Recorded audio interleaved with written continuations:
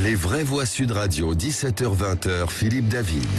Retour des vraies voix avec Françoise Degois, Caroline Pilastre et Olivier D'Artigol. Qu'est-ce que c'est pas possible pendant ces interruptions de parler de bouffe en permanence? C'est pas possible. Avec vous, non, mais avec vous, c'est comme ça. Mais le peuple français est le seul peuple qui peut parler de nourriture pendant qu'il mange. Non, les Italiens. Les Italiens aussi, c'est exactement pareil. Le premier sujet de conversation, c'est qu'est-ce que tu as mangé à midi, les pâtes étaient comment et tout. C'est comme les Français. On va prendre la direction de Lozerte, une superbe bastide du Tarn-et-Garonne, un petit coin de paradis, mais qui ressemble plutôt à l'enfer pour Gérard Cortina, qui a été tabassé par son squatter, qu'il avait accueilli. Il était SDF dans une dépendance de sa maison. Un multirécidiviste du squat déjà expulsé à 6 reprises, qui a aussi frappé une amie de Gérard chez lui et asséné un coup de bâton sur la tête à un adolescent de 16 ans. Nous sommes en compagnie de Romain Rossilandi, avocat spécialiste des squats et des problèmes de logement. Maître Rossilandi, bonsoir. Bonsoir. Bonsoir. Comment, j'ai lu le dossier, comment expliquer l'absence de réaction des pouvoirs publics, parce que ce n'était pas un squat, il l'avait accueilli chez lui, il tabasse le propriétaire, et tout se passe comme si de rien n'était. Est-ce que les coups et blessures, c'est devenu légal? Bien sûr que non, pas plus que le squat. Alors, ce que je comprends pas dans ce dossier, je ne sais pas si vous avez l'information, c'est est-ce que ce monsieur, là, ce monsieur Gérard, a saisi ou pas le préfet d'une demande de concours de force publique pour expulser le squatteur?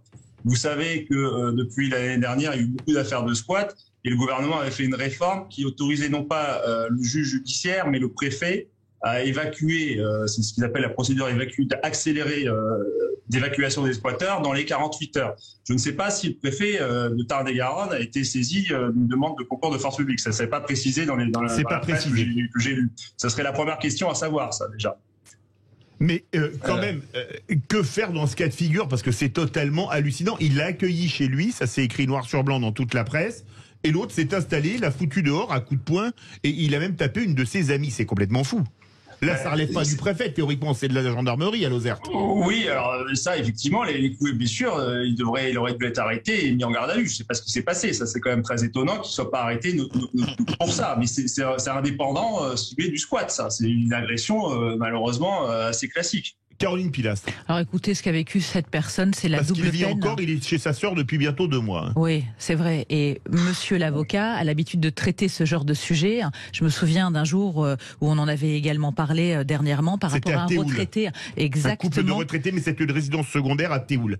Alors, le fait que ce monsieur ait été tabassé ainsi que certains de ses proches, c'est un scandale parce qu'il a voulu évidemment venir en aide à cette personne qui était dans le besoin.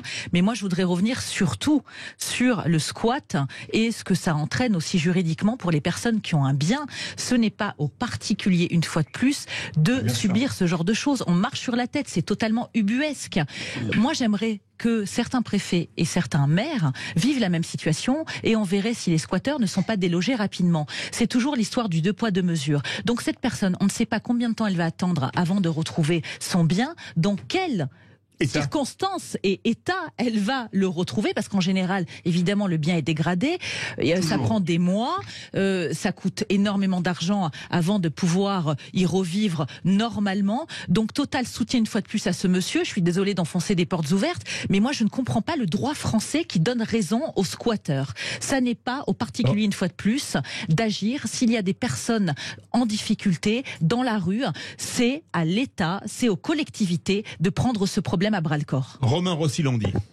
Oui, alors je suis complètement d'accord avec ce qui vient d'être dit. Le problème, c'est qu'en France, on ne protège pas la propriété privée, qui est pourtant reconnue par la Déclaration des droits de l'homme et du citoyen. C'est pas moi qui le dis, c'est l'article 17 de la Déclaration des droits de l'homme et du citoyen qui nous dit que la propriété privée, c'est un droit inviolable et sacré. C'est tout en haut de la hiérarchie des normes. On protège le domicile, on protège pas la propriété. Et en théorie, la réforme du gouvernement de l'année dernière visait justement à éviter ce genre de confusion entre propriété, domicile. Et l'idée était de déconnecter effectivement et d'arrêter de dire on protège le domicile et puis la propriété. Donc normalement, cette nouvelle procédure dont je parlais tout à l'heure devrait bénéficier à ce monsieur, à Gérard, pour qu'il puisse profiter et récupérer son logement. Peu importe que ce soit pas son domicile, sa résidence principale, ça doit plus jouer. Et moi, je le vois encore dans mes dossiers de squat, très régulièrement. Non seulement on doit affronter le squatteur, mais on doit également affronter le préfet qui refuse d'accorder le concours de la force publique, car il devrait le faire. J'ai encore eu le cas la semaine dernière à Saint-Denis. Le préfet de Seine-Saint-Denis me dit « Je ne peux pas intervenir car ce n'est pas le domicile de votre cliente. C'était un appartement qu'elle avait mis en location et donc elle n'a jamais habité dans cet appartement, donc je ne peux pas intervenir. » Voilà ce que me dit le préfet. Et c'est complètement faux sur le plan juridique, puisque effectivement la réforme de l'année dernière dit bien qu'on doit entendre le domicile comme le dit la jurisprudence de la Cour de cassation, c'est-à-dire le lieu où une personne, qu'elle y habite ou non, peut dire que c'est chez elle. Voilà, donc c'est quand on est propriétaire, je suis désolé, c'est votre domicile. Et donc je ne comprends pas pourquoi les préfets, je dis bien les préfets, donc l'État, effectivement, cautionne les squatteurs qui se maintiennent chez vous en toute impunité. Olivier d'Artigol. Oui, mais j'espère que la médiatisation permettra... C'est ce que ça donnait pour Théoul. Ça a été solutionné rapidement grâce à la médiatisation. J'espère que la médiatisation permettra à ce monsieur de retrouver son lieu d'habitation. On se demande comment cela est possible. La loi, en effet, devrait permettre dans son application de ne plus vivre ces questions-là. Je referme ce chapitre-là, donc c'est inacceptable. J'en ouvre un autre.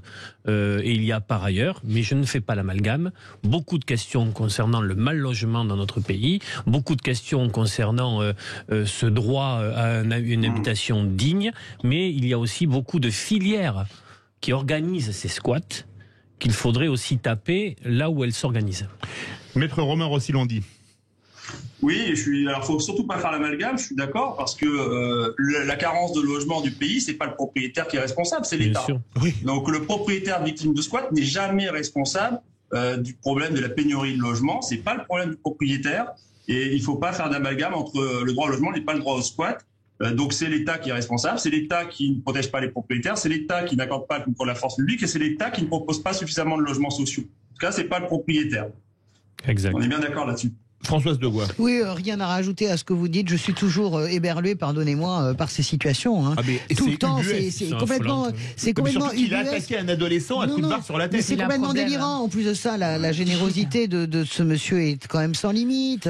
Il accueille un SDF, il se dit voilà, je vais essayer de lui adoucir la vie, lui permettre de se rétablir, etc. Donc après, il y a cet aspect-là, et puis l'aspect complètement kafkaïen en fait de la législation. C'est kafkaïen, c'est inimaginable en termes de bon sens, en termes de tout ce que vous voulez. C'est inimaginable que des gens puissent rester chez vous, que vous habitiez le domicile ou pas, pendant des mois. Je ne comprends pas comment nous n'avons toujours pas remédié véritablement à cela. Et la réponse du préfet Romain, la réponse que le préfet de Seine-Saint-Denis vous a faite, me paraît complètement dilatoire quand même.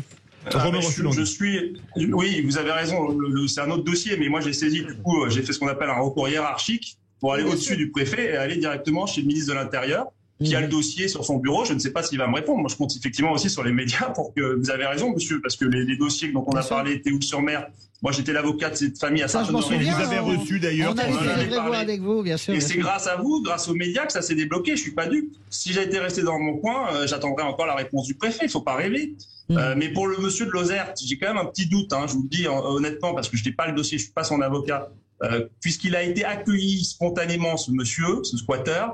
Il peut y avoir quand même un débat juridique sur justement le fait de savoir s'il est squatter ou pas. Parce que je rappelle qu'un squatter, c'est une personne qui rentre chez vous par manœuvre, violence, voie de fait ou contrainte. S'il est rentré alors que vous lui avez remis les clés, que vous l'avez hébergé, il y a un problème juridique à mon avis. Il n'est pas forcément considéré au sens de la loi comme un squatter, mais plutôt comme un occupant sans droit ni titre. C'est une nuance importante parce que ça priverait la victime de cette procédure accélérée dont je parlais, qui permet de saisir le préfet. Et ça l'obligerait à faire une procédure judiciaire devant le tribunal des contentieux de la protection, si vous voulez, de Lozère, je ne sais pas où ça doit être Moissac. C'est Moissac ou de Montauban. Oui. Montauban, j'en sais rien. Et c'est là, il est parti, je ne sais pas quel est l'audiencement là-bas, mais il est parti pour 18 mois minimum de procédure. Donc il y a quand même un débat juridique sur comment est-il rentré dans les lieux, puisque le squat, c'est une infraction à la fois instantanée et continue.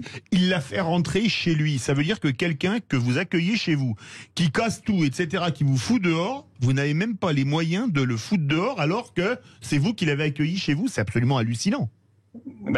Le texte est comme ça. Le texte dit bien qu'un squatteur, c'est quelqu'un qui rentre chez vous par violence, contrainte, manœuvre ou voie de fait. Donc, vous voyez, si vous êtes rentré chez vous, s'il est rentré chez vous, moi j'avais l'exemple, je vous raconte un dossier que j'avais eu, c'était le jardinier qui était en charge, qui avait les clés du jardin, qui s'occupait d'entretenir le jardin, et un jour il a forcé la sciure de la maison, et il s'est installé dans la maison. Moi, j'ai plaidé le dossier, c'était avant la réforme. J'ai plaidé en disant c'est un squatteur, puisque moi, je lui ai donné les clés du jardin, je n'ai pas donné les clés de la maison. Le tribunal ne m'a pas suivi, il a considéré que c'était pas un squatteur, puisqu'on lui avait remis les clés du jardin. Et donc, je vous dis, ça peut quand même aller assez loin. Et ça a duré 2 ans de procédure. J'ai gagné, évidemment, j'ai eu une expulsion, parce qu'il n'avait pas de titre. Il ne payait rien, il devait être expulsé, mais il n'a pas été reconnu comme un squatteur. Ça a des conséquences aussi, parce qu'un squatteur, il bénéficie pas de la trêve hivernale. Oui. Là, s'il n'est pas squatteur, il sera protégé par la trêve hivernale, même s'il obtient une décision d'expulsion avant la trêve hivernale. Vous voyez, donc ça peut avoir des conséquences, ne serait-ce que sur la durée de la procédure. Effectivement. Donc c'est quand même un point à vérifier. Eh bien, on va suivre ça de très près. Merci beaucoup, Romain Rossilandi, avocat spécialiste des squats et des problèmes de logement. Notre grand débat dans quelques instants. Êtes-vous favorable à un allongement du délai pour pratiquer une IVG? Vous êtes 84,6% à dire non. On en débat avec Ludovine de la Rochère, présidente de la Manif pour tous.